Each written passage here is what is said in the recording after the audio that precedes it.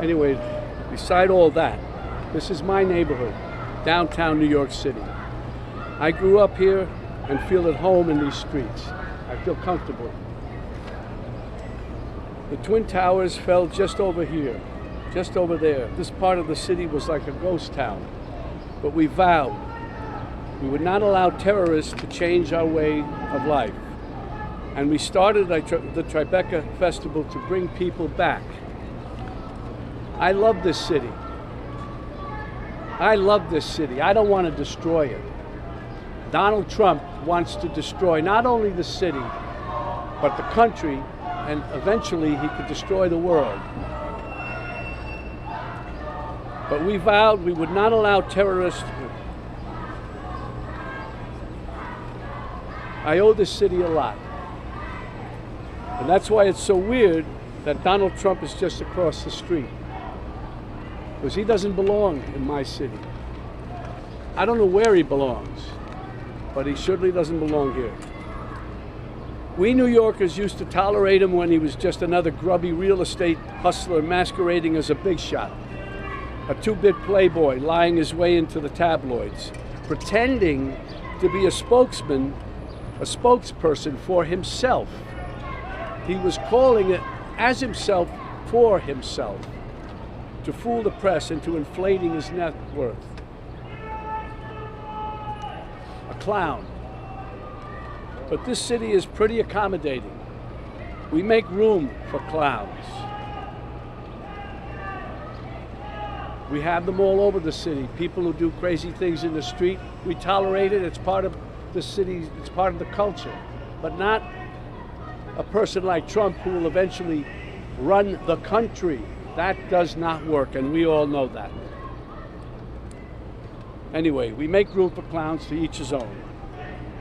But no one takes him or took him really seriously. They take him seriously now, of course. But around the country, people who didn't know him as we did started to support him. They bought into his bullshit. Trump bought their votes with outrageous lies and empty promises. He got the most religious evangelicals to applaud a sinner who bragged about sexual assault, and who, just a couple of blocks from here, a jury found him liable for sexual abuse.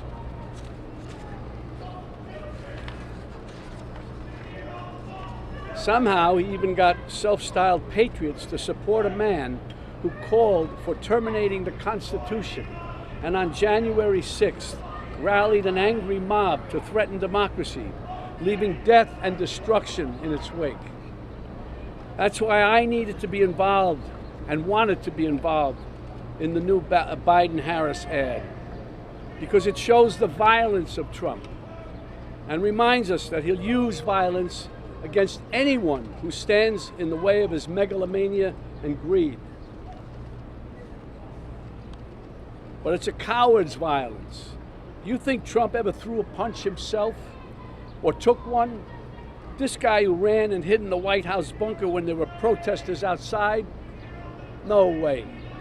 He doesn't get blood on his hands. No, he doesn't. He directs the mob to do his dirty work for him by making a suggestion, an inference.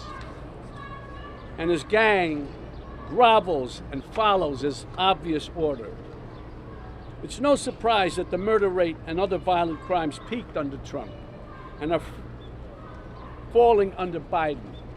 And now he's promising to use our own military to attack U.S. citizens. That's the tyrant. That's the tyrant he's telling us he'll be. And believe me, he means it. When Trump ran in 2016, it was like a joke. This buffoon running for president. No, never could happen.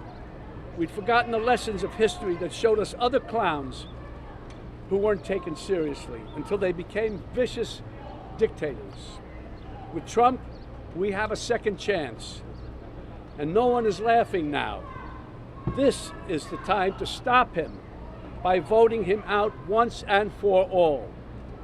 We don't want to wake up after the election saying, what, again? My God, What the hell have we done? We can't have that happen again. Yesterday was Memorial Day. It's a good time to reflect on how Americans fought and died so that we may enjoy the freedoms guaranteed to us by a democratic government. A government that, as President Lincoln said, of the people, by the people, for the people, shall not perish from the earth.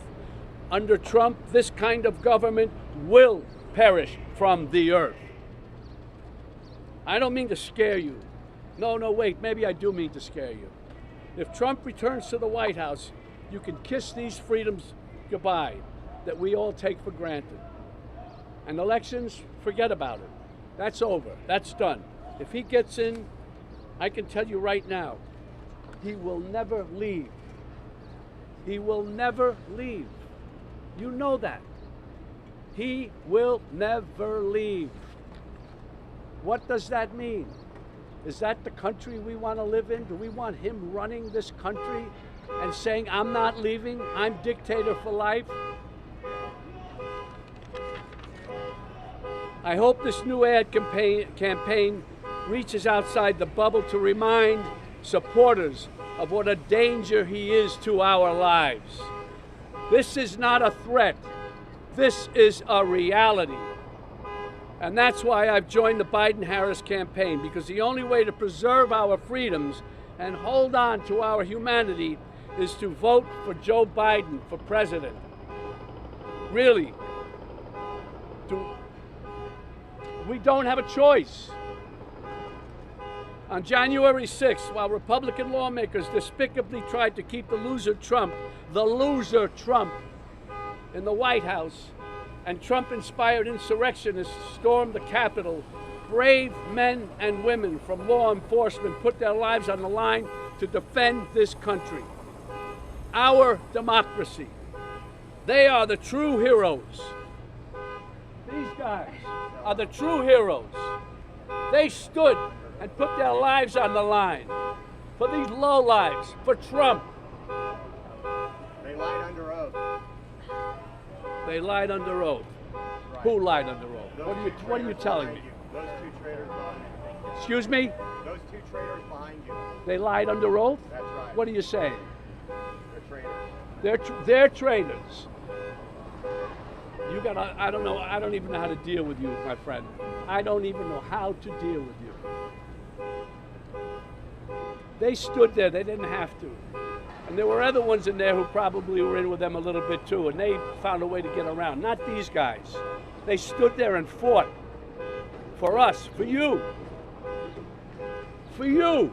Well, they weren't fighting for me. No, they fought for you, buddy. You're able to stand right here now. They are the true heroes. I'm honored to be with these two heroes today, from former Capitol Police Officer Harry Dunn and former Metropolitan Police Officer Michael Fanone.